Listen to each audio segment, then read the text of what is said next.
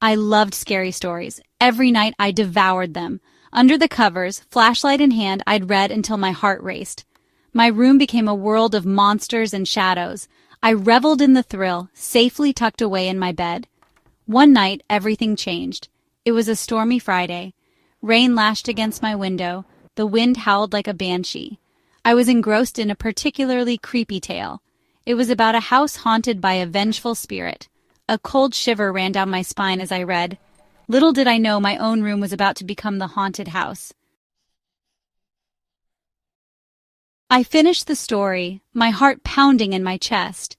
I turned off my flashlight and snuggled deeper into my blankets. The storm raged outside, but I felt strangely uneasy. A floorboard creaked outside my door. I dismissed it as the wind. But then I heard a soft whisper. It seemed to come from the foot of my bed. I froze, my blood turning to ice. I listened intently, holding my breath. The whisper came again, a little louder this time. It sounded like my name, spoken in a raspy voice. I was paralyzed with fear, unable to move or scream. My imagination, usually my playground, had turned into my worst nightmare. The room grew colder, the air thick with a strange metallic scent. My eyes darted around the room, my senses on high alert. Shadows seemed to dance in the corners of my vision. I could have sworn I saw the outline of a figure standing by my bookshelf. It was tall and gaunt, with long, sharp fingers.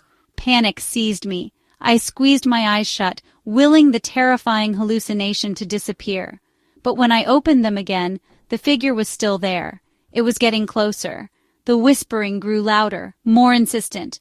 It was like 1,000 voices trapped in my head, chanting my name over and over. Suddenly, my door creaked open. I held my breath, my heart pounding against my ribs.